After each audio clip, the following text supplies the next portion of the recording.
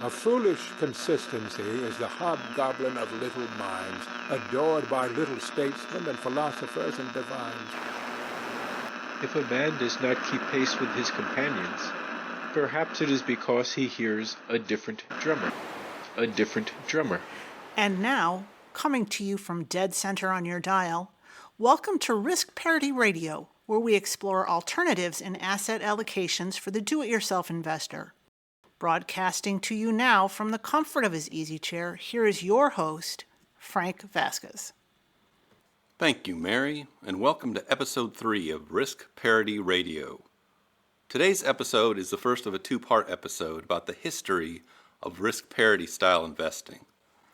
What you will learn is that although the term risk parity did not come into being until the 1990s, the ideas behind it are very old. They're very old indeed. We have three questions today, just three. First, how far back in time do ideas about asset allocations go? Second, what was discovered in the 1950s and what did that lead to? Third, how did the experience of the 1970s change some people's thinking? First question, numero uno. How far back in time do ideas about investing in asset allocations go? The answer is we're not quite sure, but we do know that it's not decades or centuries, but in the thousands of years. Some investment firms look back to ancient China and the teachings of Confucius. He advised to invest early, invest wisely, invest flexibly, invest patiently, and invest with the right tools. Basically what he was saying was to get started as soon as you can, invest carefully in a variety of things, plan to hold them for a long time, and always use the best information available. But that's pretty vague in terms of asset allocations. Others have found evidence that the standard portfolio in ancient times consisted of three basic asset classes. If we look in the Talmud, which are the books of wisdom and law prepared by the Jewish rabbis during the first few centuries of the Common Era, we'll find a tract called the Bava Metzia, or Middle Gate, which is mostly about property law and lending money. In verse 42a, we find a passage that states, "A man should always keep his wealth in three forms: 1/3 in land, 1/3 in business, and 1/3 at hand." And thus we have what has become known as the Talmudic portfolio. The 1/3 in land was supposed to be stable but have a low return. The 1/3 in business is higher risk and higher return. And the 1/3 at hand was there for exigencies and opportunities. This was not really a new idea at the time, but a sort of conventional wisdom that had been handed down. Over the centuries, people have interpreted this in various ways. 1/3 in land usually means an investment in rental real estate, or REITs in modern finance. It could also mean agricultural land. 1/3 in a business could be a personal business or an investment in the stock market. And 1/3 at hand originally meant silver or gold, but now could also include cash and safe bonds, depending on who you talk to. And so you can find various formulations of this Talmudic portfolio on the internet if you search for it. When we get to the Renaissance and up into the 19th century, you see other formulations of this tripartite portfolio. You might be thinking of the de Medicis or other families known to preserve wealth through generations. And so what was the secret there? Typically, the wealth itself was generated through some kind of a business, perhaps a trading business or a banking business, or even an inheritance of some kind. But to preserve it for generations, the family would invest in three things: land, gold, and fine art. The advantage that gold and fine art had is that they were portable, because you never knew who was coming to power next and what they might do. And they could take your land, but you could always leave with your gold and your fine art. And there were no real stock exchanges to invest in. Corporations were a very rare sort of entity, and they had to be created by special charters from the government. So the whole landscape of how you could invest was completely different. Second question, numero dos. What was discovered in the 1950s and what did that lead to? So let's fast forward to the 1950s. By that time, financial markets and stocks and bonds were very well established for over hundreds of years. In the early 1950s, Harry Markowitz formulated what is now known as modern portfolio theory, and he won a Nobel Prize for that in the 1990s. Basically, he took the idea that owning diverse investments could be a virtue in minimizing risk versus reward, and then formalized that idea with mathematics. But he was applying this first just to the stock market or a set of generic tradable financial assets. Stocks and bonds were what he was thinking about here, really. What he showed was that by holding a sufficient number of these types of assets and in specific mathematical proportions, one could reduce the overall risk for the reward gained. Now, implementing this theory in practice turned out to be very difficult. One of the main problems is that it assumed that the risks and returns for each component were more or less predictable, which is really not the case. So the main problem turns out to be not having enough data. Statistically, you would actually need something like 500 years worth of data if you were going to try to apply modern portfolio theory to all of the stocks in the market to determine what proportions you should hold them in. So it's not practical if performed to the nth degree. But people did find ways to apply it and use more simplified versions of it. It's interesting that Markowitz himself employs a very simplified strategy, which is called 1 over n, which is equal weight investing. Essentially what he does is he's got, say 10 things he wants to invest in. He'll simply divide his resources into 10 and invest 10% in each. It sounds awfully simple for somebody that won a Nobel Prize, but sometimes having a rule of thumb works much better in the real world than a complicated theory. For our purposes, the main idea that came out of modern portfolio theory in the 1960s was to look at portfolios of just stocks and bonds and determine what proportions to hold them in. And so Markowitz and others came up with graphs showing what is known as the efficient frontier for coming up with the right mix of stocks and bonds for a given level of risk. And so out of that research came to be what we know today as the 60-40 portfolio, which is 60% stocks and 40% bonds. And usually the type of stocks we're talking about basically cover the entire market with an emphasis on larger cap or blue chip stocks. And the 40% bonds in the portfolio are usually high-grade treasury bonds and high-grade corporate bonds. Now, this portfolio was found to be close enough to the best risk-reward mix one could achieve for long-haul investing for retirees. And so when the financial planning industry really got off the ground in about 1970, this is the kind of portfolio that advisors tended to gravitate towards when they weren't fiddling around with tax shelters, which was actually the really big business in the area before 1986. And so that portfolio, the 60-40 portfolio, came to be recognized as the baseline to which all retirement portfolios should be compared. That if you couldn't at least do that well, there wasn't any point of deviating from the simplicity of the 60-40. Third question, numero tres. How did the investing experience in the 1970s change some people's thinking?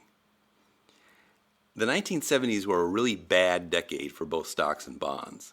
Stocks went up and down, but really went nowhere overall if you looked at them for the entire decade.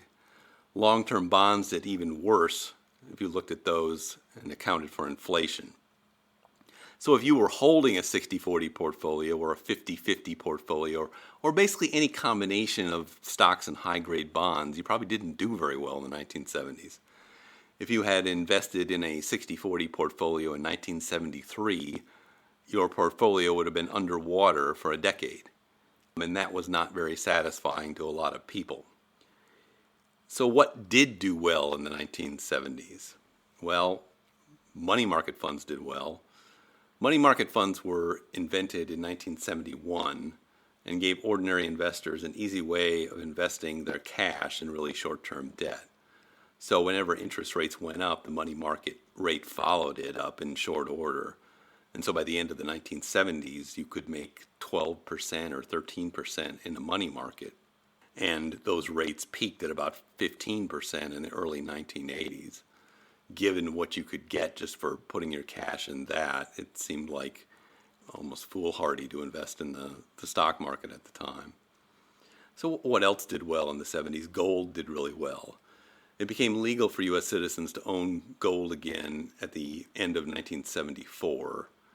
And then the price of gold went from about $35 an ounce in the early 70s, before that to over $800 an ounce by the end of the decade. After which, of course, the price crashed. But the 70s were very good to gold. Now, commodities also did very well. The price of everything was going up. This became a hot area for speculators and investment firms. People like Ray Dalio, who were coming up the ranks, found themselves specializing in things like cattle futures and other agricultural commodities. Real estate also did pretty well. The price of land went up in most places, whether it was residential or farmland. At least kept pace with the inflation at the time. And so by the end of the 1970s, people began proposing portfolios that went outside of just stocks and bonds. A number of these people were outside of or on the fringes of the retail financial industry, which was still mostly focused on giving people hot stock tips and helping them find tax shelters. One of those people was a guy named Harry Brown, who was actually most famous for writing a book called How I Found Freedom in an Unfree World, which was his modern take on Emerson and Thoreau.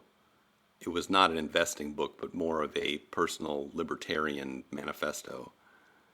In 1977, he came up with a portfolio that harkened back to the earlier times we talked about in answer to question 1, and he called this the permanent portfolio. The permanent portfolio was comprised of 4 asset classes: 25% stocks, 25% long-term treasuries, 25% gold, and 25% cash and money market funds. And of course it did quite well at that point in time. Now I have one of his books on my shelf from 1987. It's called Why the Best Laid Investment Plans Usually Go Wrong and How You Can Find Safety and Profit in an Uncertain World. It's a long title. It's out of print. It's kind of funny to read it because it shows how much more difficult it was to be a do-it-yourself investor back in that time period before we had these exchange-traded funds and commissions were low, and you had to buy physical gold, for instance, and figure out where to store it. So this covers his basic thesis, which was to hold different asset classes for different economic conditions. And the way he explains it, he picked stocks for times of general prosperity, gold for times of inflation, long-term treasury bonds for times of deflation, and cash when nothing else was doing very well. Now his idea was that you wanted to have volatility that moved in different directions, so that one or two of the asset classes was going down in value, the others would be going up in value, or at least not losing money. And then you could sell your winners and buy more of the losers, which is what we know today as simple rebalancing. And he thought that the safe withdrawal rate from such a portfolio would be around 5% annually, which actually was a pretty good guess, looking back 50 years from today, that people have put this thing through the ringer, and 5% is about what it comes out with. He also created a more complex permanent portfolio mutual fund that included investments in Swiss francs and natural resources and real estate and silver. Now, as it turns out, this permanent portfolio was a good stab at the problem, but it had its own internal problems.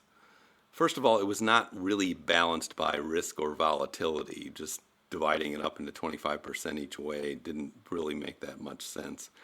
It turns out that gold is a lot more volatile than stocks, and stocks are more volatile than the bonds, and everything's more volatile than the cash. So the overall portfolio was too dependent on the performance of gold. When gold did well, like in the 1970s, this permanent portfolio shined. When it did poorly, like in the 1980s, the portfolio underperformed by a lot. So it quickly fell out of favor in the 1980s and really didn't become popular again until the 2000s, when gold began to perform well again and the stock market started having trouble. Second, Brown's thinking was a little fuzzy on how to define economic conditions in a more systematic way. So something like gold actually was not always the best inflation hedge. And sometimes it did well during deflation, for example, which he really couldn't explain and didn't have the data for at the time. And stocks could actually be a decent hedge during inflation if there was also growth in the economy. And holding 25% of your assets in cash was a bit excessive, especially when interest rates began to get down to historical norms and then have gone even lower over time. And so that idea has not really held up the test of time. As it turns out, there were better ways to approach this problem that involved looking at changes in growth rates and looking at changes in rates of inflation and using more asset classes and diversifying them in different proportions so that their volatility and risk profiles tended to match each other a bit better. But now I see our signal is beginning to fade, so I'll ask you to tune in next time, which should be this Sunday, for a weekly portfolio review. And then in 2 episodes, we'll come back to part 2 of the history of risk parity portfolios to explore what happened in the 1990s to really set off the risk parity revolution, and then how it has evolved since then. Thank you for joining me today. This is Frank Vasquez with Risk Parity Radio, signing off. The Risk Parity Radio Show is hosted by Frank Vasquez. The content provided is for entertainment and informational purposes only and does not constitute financial, investment, tax, or legal advice. Please consult with your own advisors before taking any actions based on any information you have heard here, making sure to take into account your own personal circumstances.